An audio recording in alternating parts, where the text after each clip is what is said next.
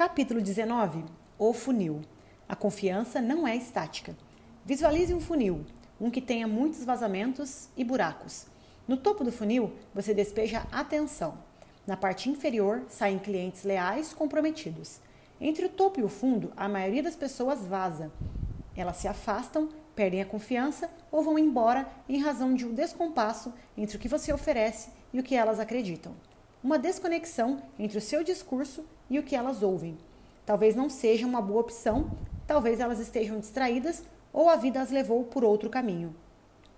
À medida que as pessoas percorrem o funil, de estranho para amigo, de amigo para cliente, de cliente para cliente fiel, o status de sua confiança muda.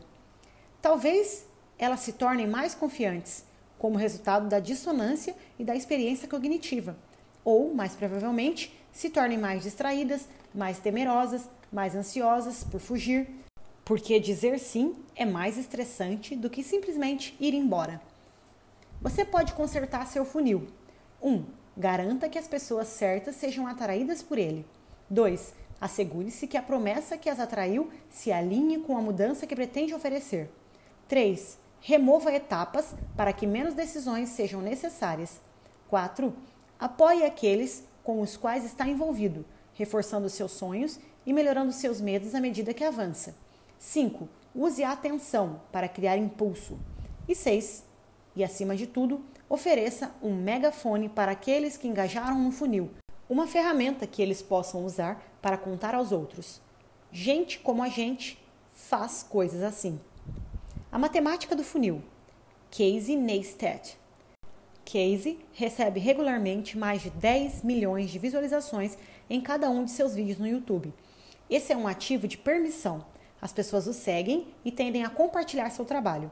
Para um projeto recente, ele enviou aos seus espectadores, quando viu o vídeo, ele tinha cerca de 1 milhão de visualizações, o link para sua transmissão ao vivo no Tite. Cliquei no link e vi que havia sido visto 18 mil vezes. Então, cerca de 1 em cada 50 pessoas clicou. No vídeo do Tite, havia centenas e centenas de comentários. É difícil contar, mas vamos dizer que eram 1000, o que significa que 1 entre 18 pessoas gastou seu tempo para postar um comentário. E dentre os milhares de comentários, talvez 5 sigam em frente e façam algo a mais, como se inscrever no que for que Casey esteja criando. De 1 milhão para 18 mil, passando para 1000 e chegando a 5, um funil é assim, e essa extensão pode variar. A razão pela qual Casey é um sucesso e nós não, é porque ele otimizou seu funil, porque o topo do funil é abastecido regularmente e sem esforço, com pessoas engajadas em sua jornada. Tudo fica melhor quando você conquista essa confiança. O funil sustentável de marketing direto. Temos um caso especial aqui, um funil que agora é procurado por milhões de pessoas que compram anúncios no Google e do Facebook. Em 2017, essas duas empresas arrecadaram mais de 100 bilhões de dólares, cerca de metade de todo o dinheiro gasto em anúncios online no mundo todo. E quase todos esses anúncios foram avaliados e todos envolveram o funil. Gaste 1 mil em anúncios online que alcançam 1 milhão de pessoas. Receba 20 cliques, isso significa que cada clique custa 50 dólares. Esses cliques direcionam as pessoas para seu site. 1 em cada 10 se transforma em um pedido, o que significa que cada pedido tem um custo de 500 dólares. Se tiver sorte neste negócio que estamos descrevendo, o valor vitalício de um cliente é mais de 500 dólares, o que significa que você pode comprar mais anúncios para obter mais clientes com o mesmo custo. E faça isso repetidamente, com todos os anúncios pagando por si mesmos. Mágica! É claro que a grande maioria do seu lucro vai direto para quem vende os anúncios, e é por isso que essas duas empresas são tão extraordinariamente bem-sucedidas. Elas colhem apenas o lucro com quase todos os anunciantes. O Google chega a lucrar 100 dólares por venda, e você, o anunciante que faz todo o trabalho, ganha apenas 10 dólares. Mas isso não chega a ser um problema, porque a margem na próxima venda ainda é positiva. Como você saiu na frente, é fácil comprar mais anúncios, e o funil segue em frente. Esse é o sonho do profissional de marketing direto. É publicidade que claramente se paga, que permite crescimento, a que permite medir o que está funcionando, fazer isso várias vezes e crescer. É bom observar que poucas organizações fazem essa matemática com cuidado. Elas gastam e torcem para que tudo dê certo. Mas se você for cuidadoso e focado, pode começar a entender o custo de chamar a atenção para o topo do funil e pode trabalhar para melhorar não apenas a qualidade de seus leads, mas também a eficácia do processo. De todo jeito, trabalhe para diminuir o custo desse primeiro clique. Mas se fizer isso com uma promessa ridícula no anúncio que publicar, será em vão, porque depois de entrarem no funil, as pessoas deixarão de confiar em você, a atenção evaporará e seu rendimento despencará. Então pense em quais etapas deve mudar ou eliminar. Explore o que acontece se as pessoas se envolverem em suas ideias ou em sua comunidade antes de pedir que elas lhe enviem dinheiro. Invista no valor vitalício de um cliente, criando coisas novas para ele em vez de correr atrás de novos clientes. Quando comecei a trabalhar com marketing, acho que menos de 5% de todos os anunciantes avaliavam seus resultados. Era muito difícil fazê-lo com TV, rádio e impressos. Hoje, acho que o número está mais próximo de 60%, porque os números são claros. O que falta é uma análise cuidadosa do que eles significam. Uma parte na matemática do funil. Não tenho certeza por que motivo a matemática do funil desconcerta tantas pessoas, mas se você fizer passo a passo, conseguirá visualizar. A coisa mais importante a descobrir é o valor vitalício de um cliente. Aqui temos um exemplo simples. Quanto um novo cliente leal vale para um supermercado? Se tudo o que fazemos é calcular o lucro em uma única visita à loja, é de apenas $1 ou 2. Supermercados têm margens muito baixas. Mas e se essa pessoa se tornar um comprador regular? E se fizer 2 visitas por semana, gastando R$100 a cada vez, e o fizer nos 5 anos em que morar no bairro? Não é algo incomum em muitos lugares? São mais ou menos 50 mil em vendas. Mesmo com uma margem de lucro de 2%, significa que cada novo cliente gera 1 mil de lucro ao longo do tempo. E digamos que seu supermercado seja especial e que, quando alguém se torna cliente, há uma chance de que conte aos amigos e vizinhos e um deles também se torne um cliente regular. Que tal? Isso torna cada novo cliente ainda mais valioso, porque ele se torna impulsionador de seu crescimento. Isso significa que um supermercado deve estar disposto a patrocinar um evento para novos residentes na cidade, porque o funil é muito eficiente. Isso significa que um supermercado deve rapidamente pedir desculpas e reembolsar um cliente que reclamar que o melão comprado por $4 não estava maduro. Não vale a pena perder 1 mil em vendas por bobagens. Com tecnologia e serviços, podemos ir mais longe. Se olharmos para um serviço como o Slack, um cliente inicial pode ter um valor vitalício de 50 mil ou mais. Se contássemos não apenas o que eles pagariam ao longo do tempo, mas também o impacto sobre o que os colegas de trabalho poderiam pagar, mais o valor do crescimento na eliminação dos concorrentes, acrescido do valor do patrimônio da empresa que é vista como vencedora, seria fácil justificar esse tipo de análise. Os primeiros 1.000 clientes, sendo as pessoas certas, são basicamente inestimáveis. Certo, então se esse for o valor vitalício, como será o funil, a parte de custo da equação? A maneira mais simples de pensar sobre isso é com selos. Se uma carta custa 50 centavos para enviar, quantas cartas você precisa enviar para conseguir um cliente? Nos velhos tempos da mala direta, isso tudo era o que precisávamos saber. Se você precisar enviar 1.000 cartas para conseguir um pedido, isso significa que cada pedido lhe custará 500, porque elas custam 50 centavos cada, certo? Se o valor vitalício de um cliente for 700, compre quantos selos puder pagar. Por outro lado, se o valor vitalício de um cliente for de 400, não há motivos para você comprar selos. É preciso uma carta melhor ou um negócio melhor. Essa simples análise é o motivo de você já ter ouvido falar da L.L. Bean, Lands e da Victoria's Secrets. Elas compraram muitos selos. A internet torna isso mais rápido, mais poderoso e mais sutil. Na internet, você não compra selos dos correios. Em vez disso, compra cliques do Google ou do Facebook. Esses cliques direcionam os clientes para um site. Esse clique do site leva a outra parte do site, ou para um e-mail, ou para um download de teste. E então, isso leva à próxima coisa e assim por diante. Até que você tenha transformado esse interesse em um cliente pagante. Cada clique entre o primeiro e o último torna o seu funil mais caro.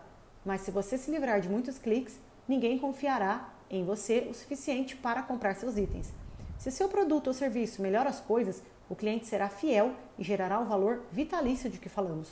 Se não consegue enxergar o funil, não compre os anúncios. Se puder medir o funil e o custo dos anúncios for muito alto, não compre. Corrija o funil primeiro. A verdade sobre o funil. não será uma fonte mágica de resultados. Espero que sim, mas é bem improvável. Embora muitas pessoas estejam dispostas a vender um suposto milagre, um funil de fluxo de renda passivo e autodirigido, esses funis mágicos são raros. Isso porque o valor vitalício de um novo cliente raramente excede o custo de execução dos anúncios necessários para conseguir um novo cliente. As pessoas são tão desconfiadas e a internet é tão confusa que os anúncios raramente têm poder suficiente de compensarem financeiramente. As pessoas veem tantos anúncios com tantas promessas que o custo de engajamento é estratosférico. A verdade é que a maioria das marcas que importam e a maioria das organizações que prosperam são estimuladas pela publicidade, mas construídas por um bom marketing. Elas crescem porque os usuários as divulgam para seus amigos. Seu crescimento se dá porque são entidades vivas, oferecendo cada vez mais valor às comunidades que servem. Elas encontram tribos que se reúnem em torno da mudança cultural, que são capazes de produzir, por isso crescem. O trabalho que você faz para melhorar seu funil é um esforço bem gasto, mas as tentativas de construir uma máquina de lucro perpétua quase sempre terminam em amargura, porque exigem que você force muito e vá rápido demais para fazer qualquer coisa que dure. O objetivo é investir em anúncios para os neófilos, pessoas que queiram encontrar você. Depois, criar confiança com a frequência, para ganhar a oportunidade do teste, para gerar boca a boca e fazê-lo pagar, construindo um grupo de pessoas, uma rede de pessoas, que precisa que o seu trabalho seja parte de quem elas são e do que elas fazem. É fácil pular a última parte. O que acontece depois do primeiro clique? E se você fizer apenas a parte fácil e cara, provavelmente ficará insatisfeito com o resultado. A vida na cauda longa. O trabalho inovador de Chris Anderson sobre a cauda longa pode facilmente ser entendido com um simples gráfico. À esquerda estão os sucessos. Não há muitos deles, mas cada um deles vende muito. Na verdade, o número 1 vende 10 vezes mais cópias do que o número 10 e 100 vezes mais do que o número 100. Um sucesso é algo mágico. À direita, temos o resto, a cauda longa, bons produtos de interesse especializado. Cada um, por si só, não vende muito, mas juntos, os produtos de cauda longa vendem tanto quanto os produtos de cabeça curta. Metade das vendas da Amazon são livros que não estão entre os 5 primeiros. Metade. Metade da música consumida em sites de streaming não está disponível nas lojas. Não estamos falando de metade dos títulos, mas sim metade do volume. A Amazon consegue se dar bem com essa estratégia, já que elas vendem todos os livros disponíveis. Cada autor, no entanto, sofre. Vender 1 ou 2 livros por dia não dá para ganhar a vida. Se você for músico, viver na cauda longa, com suas 12 ou 24 músicas, não será o suficiente para pagar as contas. E quase todos que publicam em um mercado aberto estão na cauda longa. Adiante, você verá um gráfico semelhante mostrando o tráfego para sites. Quando se está no círculo, ou pior, à direita desse círculo, não é possível competir pelo impacto ou pelo dinheiro dos anúncios, porque mesmo que o Google lucre em todos os sites pesquisados, a maioria das pessoas que ficam nas bordas está sofrendo. Esses imensos mercados, Amazon, Netflix, iTunes e etc., dependem das esperanças e sonhos equivocados de indivíduos que estão na cauda longa. Separadamente, todos passam por dificuldades. Em conjunto, são um bom negócio. A camiseta da Páscoa de 1º de abril do aniversário da Páscoa judaica. Aqui temos um exemplo claro de viver na cauda longa. Outro dia vi uma camiseta à venda na Amazon que dizia: é Páscoa judaica, é 1º de abril e é meu aniversário. Esse é, obviamente, um item de interesse especial que não tem como sustentar o esforço empregado. Afinal, apenas uma em 365 pessoas se qualifica para usar uma camisa como essa, e talvez uma em 1000 delas usaria. E sei lá, talvez uma em cada 100 de seus amigos pensaria em pesquisar por isso. Então o vendedor provavelmente só vendeu 4. Mas lá estava ela. Com mais pesquisa, encontrei mais camisetas como esta. Entendi, é um negócio de cauda longa. Algumas empresas estão fazendo dezenas de milhares de camisetas diferentes. Elas fazem essas camisetas por encomenda. O segmento de cauda longa e o espaço de prateleira infinito da Amazon torna isso possível. Eles podem não vender muito, sequer uma unidade de qualquer camiseta em particular, mas em conjunto é razoável supor que estejam vendendo milhares de camisetas por mês. Se conseguir agregar e criar um bloco na cauda longa, pode ser viável. mas não pode vender somente uma camiseta inusitada e ter uma chance. Esta é a falsa promessa da internet, que você pode ser feliz com uma pequena fatia da cauda longa, que qualquer um pode cantar, escrever, dançar ou fazer comédia, atuar como coach ou freelancer, e assim qualquer um fará e você ficará bem.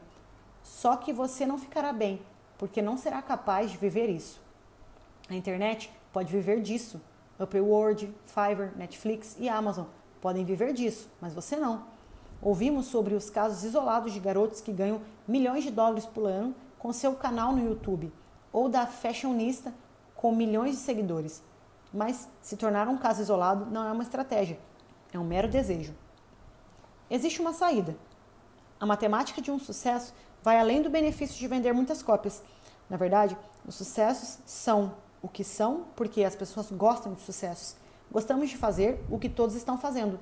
Todos quer dizer todos como nós. Você provavelmente adivinhou a estratégia. Dividindo o mercado em muitas curvas, não apenas uma, acabamos tendo muitas cabeças curtas e caudas longas.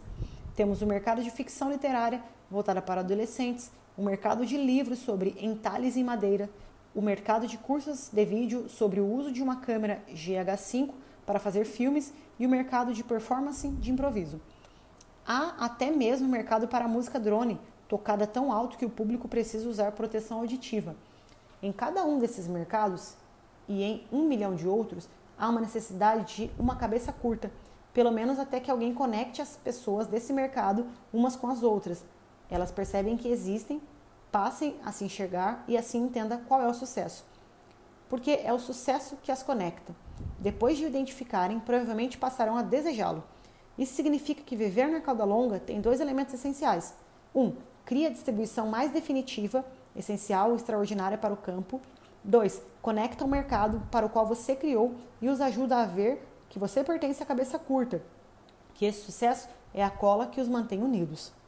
Rock Horror está na cabeça curta, assim como a broca de furadeira da Ion Delitio DeWalt 20V Max XR. É o sucesso que nos une. Aquele item que deixa claro que vocês são pessoas como nós. Sim, a internet é uma ferramenta de descoberta, mas não, você não será descoberto assim. Em vez disso, criará o seu impacto unindo as pessoas a quem procura servir. Transpondo o abismo. Não fazemos ideia de quem descobriu o famoso desfiladeiro ou quem deu o nome ao Grand Canyon, mas foi Geoff Moore quem descobriu o abismo. Ele é a lacuna negligenciada, mas geralmente fatal, na curva de Rogers, a curva de como as ideias se difundem pela cultura. Os adotantes iniciais são os primeiros. Eles compram coisas porque são novas, interessantes e um pouco arriscadas. Fazem isso porque gostam de coisas novas, interessantes e um pouco arriscadas. Mas há um problema. Não existem neófilos suficientes para espalhar a notícia. Grandes organizações, movimentos de massa e lucros substanciais muitas vezes dependem do mercado de massa. Eles precisam da ação do resto de nós. O mercado de massa é onde vivem a Heinz, a Starbucks, a JetBlue, a The American Heart Association e a Amazon, e mais de centenas de outras. Como se chega lá? A resposta intuitiva é que os adotantes iniciais levarão sua ideia às massas e pronto. Mas muitas vezes não é assim. Isso não acontece porque o mercado de massa quer algo diferente do que os adotantes iniciais. O mercado de massa quer algo que funcione e que seja seguro, uma correspondência de padrão, não uma interrupção. Eles levam o pensamento de pessoas como nós fazem coisas assim muito a sério. O argumento de Moore era que poucas inovações passam de uma parte do mercado para outra. Isso porque, para satisfazer os adotantes iniciais, talvez você só precise incomodar as massas. Precisamente aquilo que sua inovação faz, quebrar as coisas. É a única coisa que o mercado de massa não quer que aconteça. Eles não querem trocar seus DVDs, nem querem aprender a usar uma nova plataforma de software, muito menos querem ler as notícias online. Para entender como é essa colisão, passe 1 ou 2 horas no Help Desk da loja da Apple. Confira quem está lá e por quê. Ouça suas perguntas e preste atenção às expressões faciais. O meio da curva não adota as novidades com tanta ansiedade. Esse público mal consegue se adaptar, por isso que escolheu estar no meio da curva. Onde está a sua ponte? A ponte para atravessar o abismo está nos efeitos de rede. A maior parte do sucesso de marketing em rápido crescimento que conhecemos em nossas vidas se espalhou por causa de ideias que funcionam melhor quando todos as conhecem. Os adotantes iniciais têm um enorme incentivo para levar sua ideia às massas. Atravessando o abismo, suas vidas serão melhores se todos em sua rede também adotarem essa ideia. Não há motivo para falar sobre um novo tipo de chocolate que você gosta muito. Não melhora a sua vida se os outros comerem. Por outro lado, você gasta muito tempo falando às pessoas sobre o Snapchat, o Instagram ou o Twitter, porque se seus amigos o seguirem, sua vida será melhor. Esse é o simples poder da engrenagem dos efeitos de rede. As tribos conectadas são mais poderosas que as desconectadas. Indivíduos que chegam antes têm um incentivo para trazer os outros e assim o fazem. Não é apenas tecnologia, é claro, embora essa seja frequentemente a força por trás das interrupções de padrões que refizeram nossa cultura. Há um incentivo para que eu organize uma viagem de ônibus para Washington, D.C., para protestar contra a violência armada. Se mais pessoas vierem, não só criaremos mais impacto, como o dia também será mais divertido. Há um incentivo para que seus amigos se inscrevam no sistema de agricultura comunitária local. Os agricultores não podem se dar ao luxo de participar apenas para atender algumas pessoas na vizinhança, mas se muitas pessoas comparecerem, haverá maior variedade para todos. O movimento de ideias entre iguais é como atravessar o abismo, proporcionando às pessoas um efeito de rede que faça com que o entusiasmo pela mudança de ideias valha o esforço. A ponte é construída sobre duas perguntas simples. 1. O que vou contar aos meus amigos? 2. Por que vou contar para eles? As pessoas nunca contam aos seus amigos porque você quer ou pede que o façam, ou porque você trabalhou arduamente em seu projeto. É preciso dar um motivo a elas, e isso geralmente envolve mudar o que você oferece. Torna as coisas melhores, fazendo coisas melhores. Aquelas coisas que têm um efeito de rede, uma engrenagem, uma razão para compartilhar. Sobrevivendo ao abismo. O ciclo de hype de Gartner é uma meta-análise brilhante sobre como a cultura se transforma. O gatilho de tecnologia abre a porta para a sua arte, a contribuição que deseja fazer. Ele interrompe um padrão. Nesse momento, o marketing pode ajudá-lo a alcançar os neófilos. Inevitavelmente, esses adotantes iniciais criarão burburinhos sobre seu trabalho. Claro que sim, essa é uma das melhores razões para ser um adotante inicial. Quando a ideia é apresentada ao resto do mercado, ela deixa de provocar todo aquele furor. Então vem a depressão. Essa é a outra forma de encarar o abismo de Moore. É nesse momento, quando os neófilos estão entediados com você e o mercado de massa desdenha de seu produto, que você provavelmente perderá o ímpeto. Esse é o momento em que precisará de uma ponte, uma nova forma de percorrer a cultura com histórias que combinam com as cosmovisões desse mercado novo e mais conservador. Então, com muita persistência, você pode subir a encosta até o novo Planalto, onde agora é indispensável para as massas, um novo padrão substituindo o antigo. Você pode não encontrar a ponte. Anos atrás, minha equipe no Squidle lançou o hugdug.com. A ideia por trás do Hugdug era bem simples. Você poderia criar uma página, levava cerca de 4 minutos, criando um perfil de qualquer produto da Amazon que amasse. Se escolhesse um livro, por exemplo, a página traria a capa, o título e um grande botão com o link. Ali você colocaria sua própria resenha e qualquer conteúdo relevante. Se encontrasse a página e comprasse o livro, a Amazon nos pagaria royalties e doaríamos metade para a sua instituição de caridade favorita. Isso foi anos antes do smile.amazon.com e doávamos 20 vezes mais para a caridade do que eles. Nossa aposta era que os autores ficariam felizes em promover seus livros dessa maneira. Era mais fácil de controlar do que sua página da Amazon, e eles poderiam desfrutar do orgulho de ver suas informações bem apresentadas, sem mencionar o senso de filantropia de tudo isso. Também esperávamos que o típico fanático pelo Pinterest considerasse uma página como essa não apenas divertida de criar, mas também gratificante, porque ajudaria a arrecadar dinheiro para uma causa que defendesse. Nossa tese era de que poderíamos trabalhar para encontrar os adotantes iniciais, os neófilos ansiosos para experimentar coisas novas e interessantes na internet. Estávamos apostando que, uma vez que vissem que estava funcionando, eles fariam mais, nos levando mais profundamente para a cauda longa, criando milhares de páginas. E que, quando a notícia se espalhasse, chamaríamos os autores a participar e eles promoveriam seus livros como loucos. E que as pessoas que vissem qualquer uma de nossas páginas do HugDug não apenas comprariam tanto quanto na Amazon, afinal de contas, era o mesmo preço, mas construiriam suas próprias páginas, aumentando seu status, porque estavam compartilhando ideias entre uma multidão de elite, e tudo isso a serviço da filantropia. Conseguimos operar por meses, mas fracassamos. Imagino que a principal razão de nosso fracasso foi que, mesmo que tivéssemos muitas tentativas, milhares de páginas foram criadas. Não conseguimos nada muito impressionante. Menos de 6 pessoas criaram mais de 10 páginas ou as promoveram muito. A atenção se dissipou de forma muito rápida. As pessoas não encontravam bons motivos para voltar depois de uma única visita. A cauda longa era tão longa que não era incomum que uma página do HugDug não vendesse nenhum livro em um mês. E a maioria das pessoas hesitava em promover uma página porque, por mais que seja mais fácil agora, ainda é emocionalmente difícil forçar seus amigos a visitar um site de compras online. A lição foi que conseguir um sucesso semelhante ao Kickstarter é sempre mais difícil do que parece. Fomos ingênuos em acreditar que 4 meses era tempo suficiente para criar um sucesso instantâneo.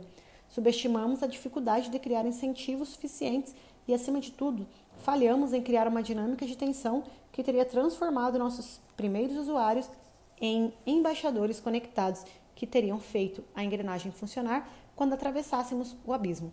Não fizemos o suficiente para contar uma história sobre o status e não fomos suficientemente específicos sobre quem seriam nossos primeiros clientes, o que eles poderiam querer, acreditar e dizer.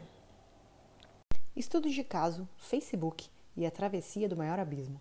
Em nossa vida, pouquíssimas marcas fizeram a travessia completa para o mercado de massa. A Starbucks, familiar para a maioria das pessoas lendo este livro, ainda não completou sua travessia, muito menos a Heineken ou o Bagel. Mas o Facebook conseguiu. O gráfico a seguir mostra como. Cada barra representa usuários durante um determinado ano. O mês mudou no meio do caminho, mas a ideia é a mesma. Por volta de 2008, todo um novo grupo de pessoas começou a usar o Facebook. Esse salto aconteceu porque a motivação para a inscrição mudou de "isso até aqui é interessante" para "isso me ajudará de forma imensurável". Em um determinado ponto, atingiu a noção de "sou a última pessoa na Terra que não está usando isso". Começar em Harvard foi parte do segredo. O aluno inseguro de Harvard tinha uma necessidade urgente de status, descobrir qual sua posição na hierarquia. Quando se espalhou pela Ivy League, o Facebook começou a cruzar abismos locais um após o outro. Em cada faculdade havia um neófilo pronto para adotar a nova ferramenta, porque gostava de ser o primeiro. Mas a incansável engrenagem de status mantinha a disseminação. Quanto mais amigos você tiver no Facebook, maior será seu status. Os que já estavam no Facebook tinham um status que você admirava, outros estudantes da Ivy League. O Facebook foi plantado no melhor lugar possível, cercado por jovens inseguros e com alto status, com conexões rápidas à internet, muito tempo livre e um desejo insaciável de serem vistos, estarem conectados e subirem alguma hierarquia invisível. Depois de se espalhar por essa tribo local, não foi difícil o salto para outras faculdades e, finalmente, para o grande público. Depois de se espalhar por uma tribo local, não foi difícil o salto para outras faculdades e, finalmente, para o grande público local. Esse último salto foi o bilionário. E, mais uma vez, as funções de status entram em cena. Como o Facebook conseguiu combinar ser um nerd e ter status, eles foram capazes de cercar o meio do mercado e criar uma engrenagem irresistível. Participe ou enfrente o seu pior medo, estar isolado socialmente. Por mais que os profissionais de marketing gostem de dar esse último grande salto, ele é improvável. O mercado é muito grande e o efeito de rede típico não é tão forte. Atravessando o abismo local. A boa notícia é que você não precisa atravessar um abismo global. Um abismo local já é capaz de mudar tudo. A escola de ensino fundamental local é um bom exemplo. Uma criança leva um ioiô na segunda-feira, mas é a criança errada no dia errado. Algumas semanas mais tarde, uma aluna carismática do 5º ano leva seu ioiô e anuncia que fundará a União do Ioiô, um clube exclusivo aberto a todos. Ela é muito boa nos truques, mas não tão boa a ponto de os outros se sentirem intimidados. E ela leva mais 3 ioiôs para suas amigas. Logo em seguida, as 4 estão no parquinho, fazendo seus truques com seus ioiôs. Ela escolheu com sabedoria. Cada uma dessas adotantes iniciais é uma líder por si só. Uma semana depois, já vemos 30 crianças com ioiôs no parquinho. O custo de entrada é baixo, a recompensa é rápida e a conexão parece real. Uma semana depois, parece que toda a escola está brincando. Como os ioiôs são uma moda passageira, sem aderência, a chama se apaga tão rápido quanto se espalha. Claro, não precisa ser assim se você construir identidade e persistência. A mesma travessia ocorreu com as botas Ugg, com as mochilas pretas e com os skates de plástico. Nós só percebemos os que cruzam um abismo local, mas os adotantes iniciais estão sempre em experimentação pelas bordas. Apenas quando a combinação entre adoção e efeitos de rede cria tensão suficiente para a ideia atravessar o abismo local é que isso se torna visível. Água limpa em uma aldeia local. Para os sortudos e privilegiados, a água potável é algo óbvio. Nunca conhecemos nenhuma outra forma de água. Para 1 bilhão de pessoas em todo o mundo, porém, o normal é uma água suja, infestada de parasitas. Muitas vezes, sendo preciso muitas horas de caminhada para buscá-la. A mesma água essencial para a vida é também a que deixa as pessoas doentes. Considere o caso do Waterhell International. Quando a WHI chega a uma aldeia com seu quiosque de purificação de água, alguns residentes entendem imediatamente a possibilidade de impacto. Eles compram um galão especial da WHI e pagam para que enchê-lo todos os dias. Os poucos centavos gastos em água limpa são rapidamente compensados pelo tempo economizado, aumento da produtividade e redução das despesas médicas. E ainda assim, nem todos compram a água imediatamente. A maioria das pessoas não o faz. Na verdade, é exatamente a mesma curva de adoção de quase tudo, desde brinquedos a computadores. Os adotantes iniciais compram primeiro. Eles podem ser cultos o suficiente para perceber o poder da água limpa, mas é mais provável que eles simplesmente gostem de comprar novidades. Eles não apenas estão ansiosos para ser os primeiros, mas também querem falar sobre sua experiência. Os galões de água de cores vivas que a WHI utiliza para que saibam que não estão reabastecendo um recipiente infectado são um distintivo de honra e um convite para a conversa, mas ainda assim, os primeiros dias são sempre bastante lentos. Mudar um hábito que vem de gerações e que é tão necessário à sobrevivência quanto a água não acontece imediatamente. Ainda assim, os adotantes iniciais continuarão falando sobre isso. A água potável é uma necessidade diária, para sempre, não é uma moda passageira. E é fácil compartilhar e falar sobre a água. Para ampliar a mudança local, a WHI envia representantes à escola local, equipado com um projetor de microscópio. O representante trabalha com o professor e pede que cada aluno traga amostras de água de suas casas. Projetando as amostras na parede, o microscópio conta uma história vivida que ressoa com os alunos de 8 anos de idade. Os germes são assim, os parasitas são dessa forma. Inevitavelmente, os estudantes voltam para casa e contam para os pais. E aí o status entra em ação. Quando seu filho fala que seus vizinhos têm água limpa e você não, quando você vê os membros respeitados da hierarquia da aldeia carregando os distintos galões, quando hesita em hospedar alguém em sua casa porque não tem água potável para oferecer. Essa é a engrenagem, mas não se baseia em efeitos óbvios de rede de software. É baseada no efeito de rede original, construída em torno de pessoas nos arredores. À medida que mais e mais pessoas na aldeia têm água limpa, as que não têm se tornam socialmente isoladas e também se sentem estúpidas. A maioria pode pagar pela água, por causa das economias de tempo e impacto, mas a mudança emocional é a parte difícil. Em poucos meses, a água cruzou o abismo local dos adotantes iniciais até o resto da aldeia. Uma observação de marketing sobre B2B. B2B significa business to business. Quando uma empresa vende algo para outra, representa 1/3 ou mais de muitos mercados e o marketing B2B não é diferente. Parece complicado, algo completamente distinto. Números enormes, RFPs, solicitações de propostas, foco no atendimento de especificações, guerras de preços, longos ciclos de vendas e nada de diversão. Porém, é mais simples que isso. Considere o crescimento da certificação LED nos Estados Unidos. O Green Building Coaching tem um conjunto de padrões de eficiência de edifícios, um dos itens mais caros do mundo, devem atender. Quando foi lançado pela primeira vez, apenas 2 edifícios por dia pediam a certificação. Esses foram os adotantes iniciais, arquitetos e construtores que queriam algo novo sobre o que falar. Nesse ritmo, levaria 100 anos para atingir os números que eles atingiram em apenas 12. O que aconteceu? Pouco antes da crise imobiliária, o número de certificações avançou e continuou no ritmo. Por quê? Pensemos nisso, pela cosmovisão do desenvolvimento imobiliário. Alguém está prestes a ganhar um valor bem alto para construir um prédio, seja para alugar ou revender. Se apenas algumas pessoas insistirem na certificação LED em um prédio que alugam ou compram, já é o suficiente para conferir status aos donos de um desses prédios. E se você economizasse na construção do prédio, teria que lidar com o pesar e o medo de terminar com um prédio visto como defeituoso por algumas pessoas. Então, há uma corrida para ser o melhor.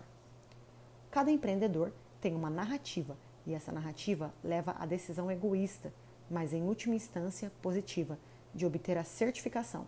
A única pergunta que todo comprador de negócio se faz é: o que direi ao meu chefe? Você está comercializando a resposta para essa pergunta. Se você escolher isso, pode dizer ao seu conselho investidor-chefe que você, o profissional de marketing que está em 100 ideias ou energia, termina a frase com: comprou mais barato. Para o resto de nós, há a oportunidade de terminar essa frase com uma narrativa sobre status, medo, afiliação, pertencimento, domínio, segurança, comprometimento, insight ou qualquer uma das outras emoções que discutimos. Muito obrigado, galera. Eu espero que vocês estejam gostando do meu audiolivro, né? Comentem aqui embaixo, deixem a opinião de vocês, se vocês estão gostando, o que vocês estão achando. Para mim é bem importante também saber a opinião de vocês. E até o próximo capítulo, galera. Fiquem com Deus e um abraço.